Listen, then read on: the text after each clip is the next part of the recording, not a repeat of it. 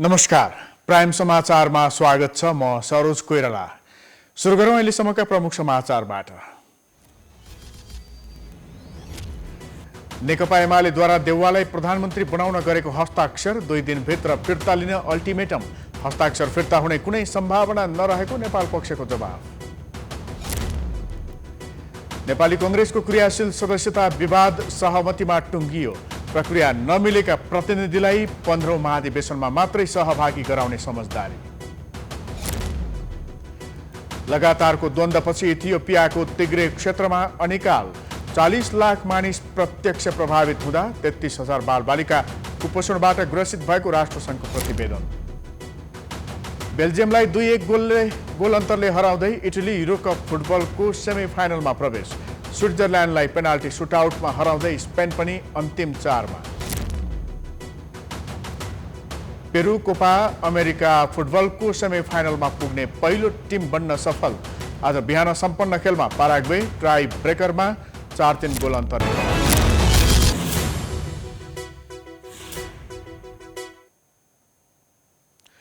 अब समाचार विस्तारमा। नेकपा एमाले माधव कुमार नेपाल पक्षका नेताहरूलाई हस्ताक्षर फिर्ता लिन सोमबार साँझ 5 बजेसम्मको समयसीमा दिएको छ। प्रधानमन्त्री निवास बालुवाटारमा बसेको एमाले केन्द्रीय कमिटी बैठकले पार्टी अध्यक्ष केपी शर्मा ओलीलाई प्रधानमन्त्रीबाट हटाएर विपक्षीलाई प्रधानमन्त्रीको प्रस्ताव गर्दै राष्ट्रपति र सर्वोच्च अदालतमा हस्ताक्षर दिएका सांसदहरूलाई हस्ताक्षर फिर्ता लिन सोमबार साँझसम्मको समय दिएको पार्टी प्रवक्ता प्रदीप गेवालीले जानकारी दिए। बहुदलीय प्रणालीमा दलको निर्णय विपरीत दलका सदस्यले गरेका हस्ताक्षरको मान्यता र अर्थ नहुने गेवालीले बताए। लाई आउने सोमबार साँझ 5 बजेसम्म फिर्ता लिएर आन्दोलनको एकतामा योगदान गर्नका निम्ति हामीले आह्वान गरेका छौँ र त्यस्तो अनधिकृत हस्ताक्षर बहुदलीय प्रणालीमा दलको निर्णय विपरीत दलका सदस्यले गरेका हस्ताक्षरको कुनै मान्यता हुन नसक्ने, कुनै अर्थ हुन नसक्ने, त्यसको कुनै वैधता हुन नसक्ने कुरा पनि हामीले सम्बद्ध सबैमा जानकारी गराउने निर्णय गरेका छौँ। पार्टीले हस्ताक्षर फिर्ता लिन निर्देशन दिए पनि खनाल नेपाल समूहले त्यसलाई नमान्ने भएको छ। उक्त समूहका नेता तथा उपाध्यक्ष डाक्टर भीम रावलले आफूहरूले अघि सारेका माग हुबहु पूरा नभएकाले हस्ताक्षर फिर्ता लिन नसकिने बताए। अध्यक्ष ओली पार्टी एकताका लागि नभई प्रधानमन्त्री पद जोगाउनका लागि मात्रै केन्द्रित भएको खनाल नेपाल समूहको ठहर छ। 10औं राष्ट्रिय महाधिवेशन आयोजक कमिटीको गठन गरियो। त्यो बेलादेखि नै यसको गठन प्रक्रिया, यसका निर्णय प्रक्रियाहरू सबै कानुन सम्मत छैनन्, अवैध छन् भन्दै आएका छौँ। त्यसलाई नसुचाइकन त्यसबाट गरिने निर्णयहरूको कुनै अर्थ हुँदैन। अहिले पनि जुन 10औं राष्ट्रिय महाधिवेशन आयोजक कमिटीलाई केन्द्रीय कमिटीमा रूपान्तरित गरियो भनेर जसरी 9औं राष्ट्रिय महाधिवेशनबाट निर्वाचित केन्द्रीय कमिटीको बैठक गर्नुभन्दा यसको बैठक गरेर जे निर्देशन दिएको छ त्यो निर्देशनको कुनै वैधता छैन। बैठकमा ओलीले भने 2 दिनभित्र हस्ताक्षर फिर्ता नभए पार्टी एकता नहुने चेतावनी दिएका छन्। शुक्रबारको बैठकमा उपाध्यक्ष वामदेव गौतम पनि सहभागी थिए। यसअघि ओलीको कार्यशैलीप्रति असहमति जनाउँदै बैठक बहिष्कार गरेका गौतम पुनः संस्थापन पक्षतर्फ लागेका हुन्। नेपाली कङ्ग्रेसको क्रियाशील सदस्यता वितरणमा नेताहरू बीच देखिएको विवाद समाधान भएको दावी गरिएको छ। पार्टी कार्यालय सानेपामा बसेको कङ्ग्रेस पदाधिकारी तथा पूर्व पदाधिकारीहरूको बैठकले क्रियाशील सदस्यता वितरणमा देखिएको समस्या सहमतिमा नै टुङ्ग्याउने सहमति भएको हो। क्रियाशील सदस्यताका बारेमा परेको उजुरी र गुनासो सहमतिमा नै टुङ्ग्याउने सहमति भएको कङ्ग्रेस नेता एवं क्रियाशील सदस्यता छानबिन समितिका संयोजक रमेश लेखकले जानकारी दिए। त्यस्तै अन्य दलबाट कङ्ग्रेसमा समाहित भएका दलका सदस्यको नवीकरण पनि सहमतिमा नै गरिने उनले बताए। क्रियाशील सदस्यताका बारेमा अब कुनै समस्या नरहेको लेखकको दावी छ। 14वां महाधिवेशनलाई ठिक ढङ्गले सम्पन्न गर्ने विषयमा नै छलफल केन्द्रित भएको छ र अत्यन्त सकारात्मक विषयहरू अगाडि बढेका छन्। नेताहरूका बीचमा सहमति भएको छ र खास गरेर क्रियाशील सदस्यताको व्यवस्थापन र यसलाई अन्तिम रूप दिने सम्बन्धमा केही विषयहरूमा समान धारणा बनाउनु पर्ने अवस्था थियो। त्यसका बारेमा नेताहरूका बिचमा समान धारणा बनेको छ र अब क्रियाशील सदस्यता सम्बन्धी काम हामीले अगाडि बढाइसकेका छौँ। निरन्तर रूपले यो चलिरहेका छ। लेखकका अनुसार हालसम्म 4 लाख सदस्यले नवीकरण गरेका छन् भने 4 लाखको हाराहारीमा नै नयाँ सदस्यता इन्ट्री भएको छ। मनसुनको सुरुवाती दिनमै सिन्धुपाल्चोक र मनाङमा बाढीले मच्चाएको बेतण्डाले विपद व्यवस्थापनमा सरकारको कमजोरीलाई उदाङ्गो बनाएको छ। तर सरकार सदा झैं राहत बाँड्ने आश्वासन त दिन्छ, तर विपद न्यूनीकरणका लागि कुनै उपलब्धिमूलक र दीर्घकालीन काम गर्न सक्दैन। एक रिपोर्ट। असारको सुरुवाती दिन नै सिन्धुपाल्चोकको मेलम्ची र हेलम्बुलाई बाढीले तहस नहस बनायो। वर्षा, बाढी र पहिरोले देशभर मृत्यु हुनेको संख्या थपिँदैछ।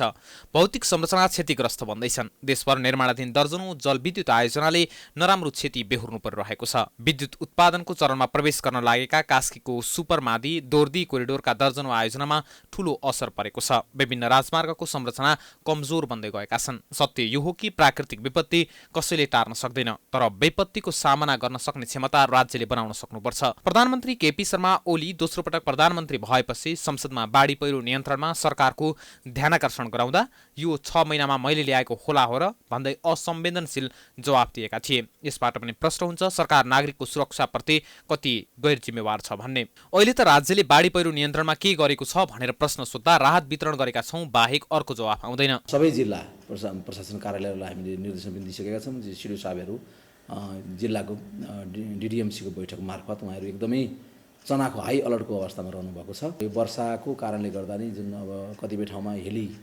उद्धार गर्न पनि कठिनाइ भएको पनि अवस्था छ। तर जसरी भए पनि यसलाई चाहिँ एकदम फोकस गरेर यो विपदबाट प्रभावितहरूलाई छिटोभन्दा छिटो उद्धार गर्ने र राहतको व्यवस्था मिलाउने काममा हामी गृह मन्त्रालय लागेको छ। सरकार दैवी प्रकोपको मामिलामा राहत तथा उद्धारलाई नै प्रभावकारी माध्यम मानिँदै आएको सोचबाट बाहिर निस्कन सकेको छैन। दीर्घकालीन रूपमा जोखिम न्यूनीकरण गर्ने उपायमा सरकारको ध्यान जान सकेको छैन। सरकारी निकायहरूले नै त्यसका लागि एउटा मापदण्ड बनाएर घर कहाँ बन्न दिने नदिने, बनाउन दिने नदिने र त्यसपछि नक्सा पासका प्रक्रियाहरू छन्, त्यसतर्फ त स्थानीय तहले पनि ध्यान पुर्याउनु पर्ने थियो। सरकारले नै एउटा एग्रिगेरियन एरिया र रेसिडेन्सियल एरिया भनेर छुट्याइदिनु जरुरी थियो। अब जग्गा हुनासाथ जहाँ पनि घर बनाउन दिने सरकारको स्थानीय तहको जो नीति हो, त्यो नीतिका कारणले पनि यस्तो खालको समस्या आइरहेको जस्तो लाग्छ। सरकारले मुलुकको भौगोलिक अवस्थाबारे अध्ययन त गरेको छ, तर जोखिमपूर्ण क्षेत्रको पहिचान गरे पनि जोखिम न्यूनीकरणका लागि औँलामा गन्न सकिने बाहेक थप कार्य गर्न सकेको छैन। जोखिम न्यूनीकरण गर्ने योजना पनि सरकारी दराजमा थन्किएका छन्, तर कार्ययोजना बनाएर अगाडि बढ्ने उत्साह देखाउन सकेको छैन। यो यथार्थ गृह मन्त्रालयका प्रवक्ता जनकराज दाहाल पनि स्वीकार्छन्। व्यवस्थापन गर्ने कुरामा एकदमै टप प्रायोरिटीका साथ लागेको छ। अरू मन्त्रालय पनि लाग्नु भएको छ होइन।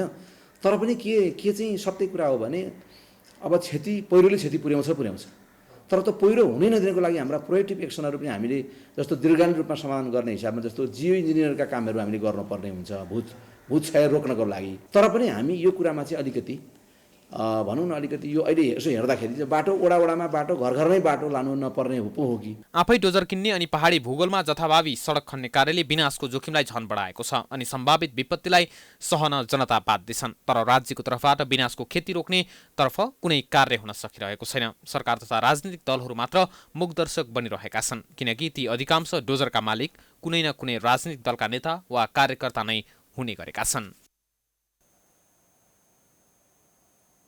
समाचारको सिलसिला जारी छ। हामी विश्रामपछि आउँछौँ।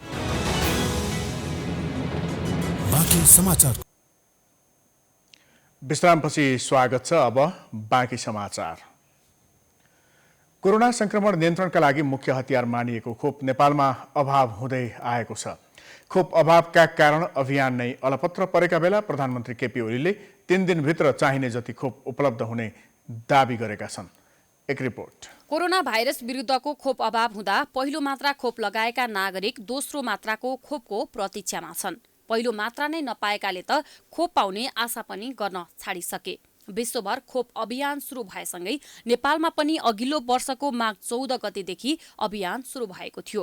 अभियान सुरु गर्दै त्यति बेला नै प्रधानमन्त्री केपी शर्मा ओलीले 3 महिनाभित्र सबै नागरिकलाई खोप उपलब्ध गराउने प्रतिबद्धता व्यक्त गरेका थिए। तर खोपको व्यवस्थापन गर्न नसक्दा प्रधानमन्त्रीको प्रतिबद्धता पूरा भएन। शुक्रबार फेरि प्रधानमन्त्री ओलीले 3 दिनभित्र चाहिने जति खोप ल्याउने दावी गरेका छन्। भारतबाट दोस्रो डोज नआउँदा समस्या भए पनि अब नेपालमा खोपको समस्या नहुने ओलीको दावी छ। खोप अविलम्ब उपलब्ध गराएर सबै नागरिकहरूलाई यो महामारीबाट मुक्त गर्नका निम्ति सरकारलाई आग्रह गरेको छ। प्रधानमन्त्रीले आज बैठकलाई जानकारी पनि गराउनु भएको छ। छिट्टै खोप उपलब्ध हुने र हामीले लक्षित समूह सबैलाई खोप उपलब्ध गराइसक्ने कुराको जानकारी बैठकलाई गराउनु भएको छ। प्रधानमन्त्रीका परराष्ट्र सल्लाहकार डाक्टर राजन भट्टराईले पनि अब केही दिनमा नै कोरोना विरुद्धको खोप नेपाल आउने दावी गरेका छन्। खोप ल्याउनका लागि आवश्यक रकम भुक्तानी भइसकेकोले चीनबाट 10 लाख डोज खोप आउने निश्चित भएको भट्टराईको दावी छ।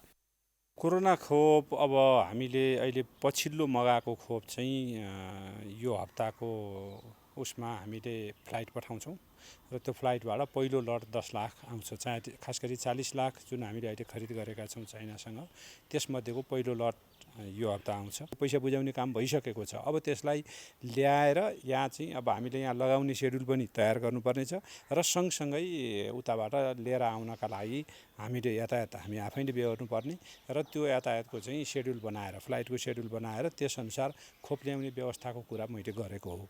सरकारले चीनबाट ल्याउने भनिएको कोरोना भाइरस विरुद्धको खोप ल्याउने तयारी गरेको छ, जसका लागि आगामी जुलाई 8 तारिकका दिन जहाज चीन पठाउनका लागि तयारी अवस्थामा राख्न निर्देशन दिइसकेको छ।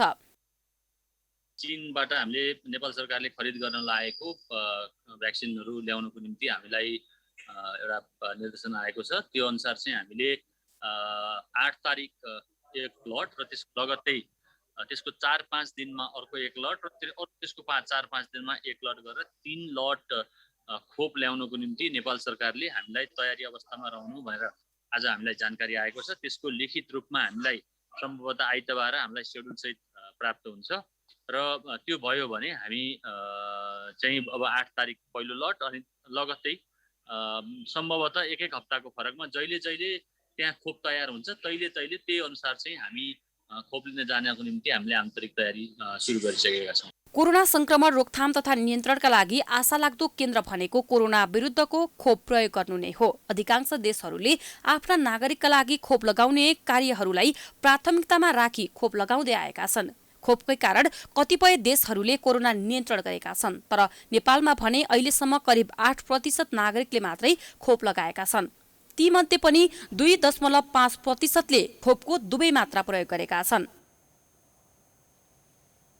समाचारको सिलसिला जारी छ, हामी विश्रामपछि आउँछौँ। बाँकी समाचारको साथमा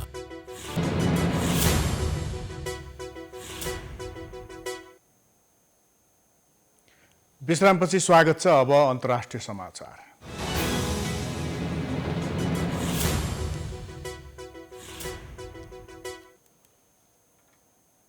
इथियोपियाको टिग्रे क्षेत्रमा हालैको लडाईँको कारण अनिकाल परेको छ।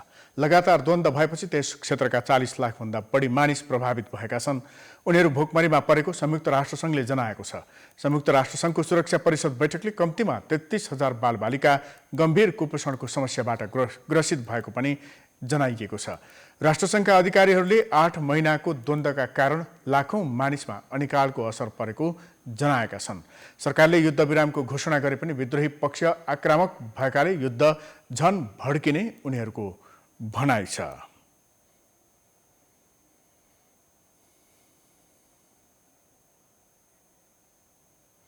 अब खेलकुद समाचार।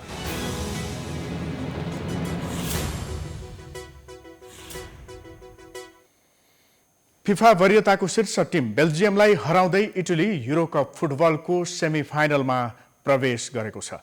गैराती भएको दोस्रो क्वार्टर फाइनलमा बेल्जियमलाई 2-1 गोल अन्तरले पराजित गर्दै इटलीले अन्तिम 4 को यात्रा तय गरेको हो। इटलीलाई जित दिलाउन निकोलो बरेला र लोरेन्जो एन्सिनेले 1-1 गोल गरे। बेल्जियमका रोमेलु लुकाकुले 1 गोल फर्काए। खेलको 30औं मिनेटमा बरेलाले गोल गर्दै इटलीलाई सुरुवाती अग्रता दिलाएका थिए।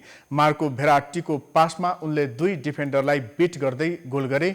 त्यसअघि खेलको 13औं मिनेटमा इटलीका लियोनार्दो बोनिचीको गोलले मान्यता पाएन। VARबाट बोनिची अफसाइड देखिएका थिए।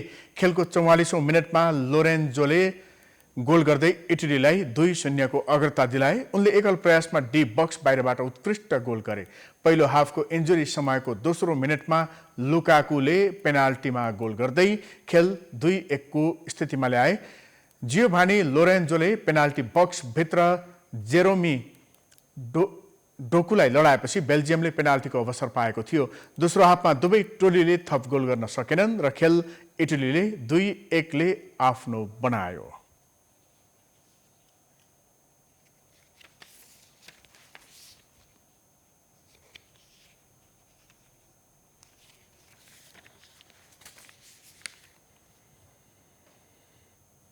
यससँगै हामी समाचारको अन्त्यमा आइपुगेका छौं। जाँदा जाँदै प्रमुख समाचार पुनः एकपटक।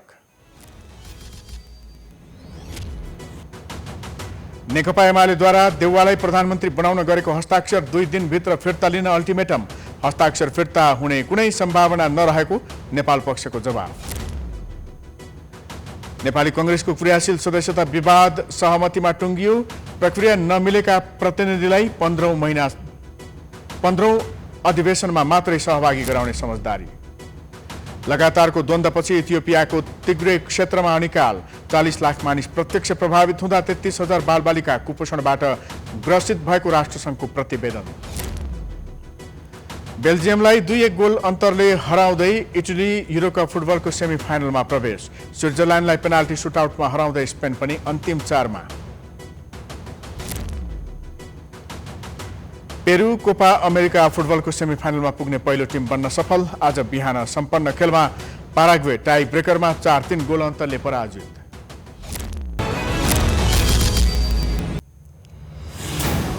समाचार अहिलेलाई सकियो। हेर्दै गर्नुहोला प्राइम टाइम्स टेलिभिजन। नमस्कार।